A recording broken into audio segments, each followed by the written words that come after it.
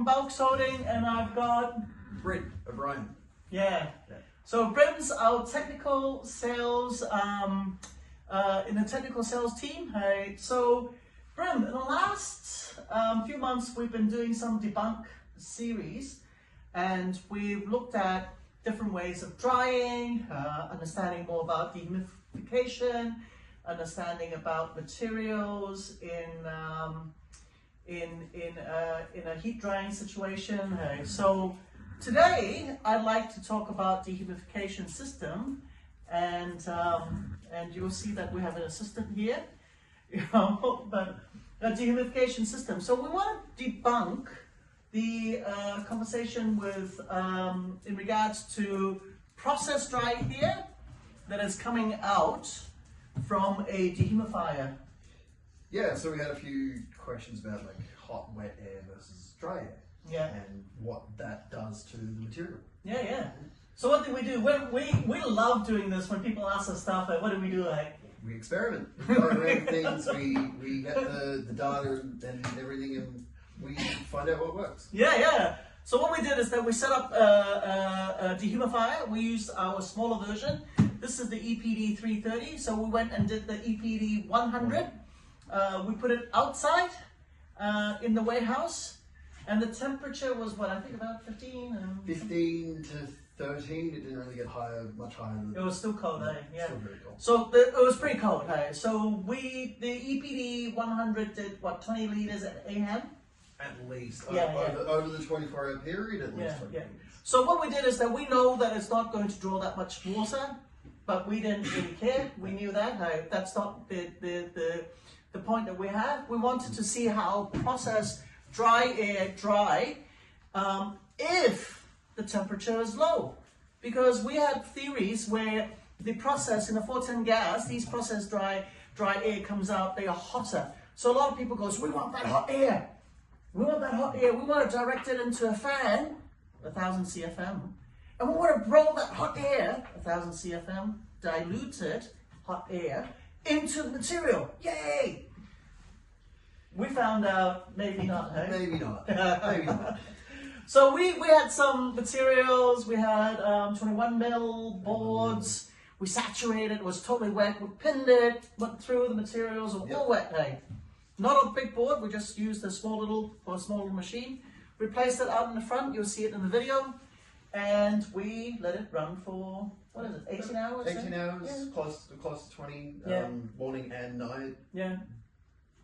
Yeah, we had what, probably about, I'd say 8 or 9 litres of water drawn from that. It was pretty dry. It was rainy day. It was a rainy day. Yeah. So we had about 8 or 9 litres of water. Not that rainy day in Melbourne necessarily mean anything, because our weather around this time is pretty dry. But what did we find out? Hey, wow, it was that having that hot, wet air wasn't entirely necessary. The dry air did a fantastic job on just this small little board. So we went and did this immediately, high five, and we went, you know what?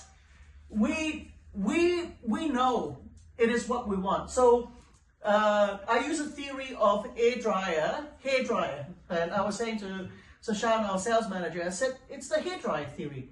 And she goes, yes. She goes, when I put it into high heat to dry my really wet hair, my hair just goes crazy, hey. It just goes, hey. Whereas when she wants her hair to dry really well and thoroughly, she used the non-heated version of dry air to actually dry her hair. And she goes, it works really well. The time difference wasn't any, hey. So basically is that we know, what is it, hey? It is the energy that we want to absorb, that we want to transfer to the material to jiggle the moisture out. That jamming energy can be a vapor pressure, is providing enough energy towards the force of that material to drive it and push the material out. That force doesn't necessarily have to be hot air. And remember, when it's hot air, like really hot air, in a wet environment, you're actually pushing wet hot air and probably creating secondary damage. Very easily. Yeah. So we don't like hot, wet air. No, we much prefer the dry air. We want a dry air that works. Theory is the same. Of course, heat in some situations would really work really well, and dehumidifiers will also work fantastically if there's heat. But we will also prove is that the dehumidifier, if you've got a good dehumidifier, you know, like this one is R290, our dehumidifier in January 2025 ceased to have 410 gas. Of course, if you still have 410 gas, it's not going to stop you from using them. Right? Absolutely not. Yeah. So you can still use them. However, for import and purchasing, selling purposes would be about 290. And we've been selling these gear. This is the 5th generation. We have a surprise coming in the next month. He doesn't even know yet. Maybe. So I'll tell you more in November. But at the moment, understand is that drying is drying.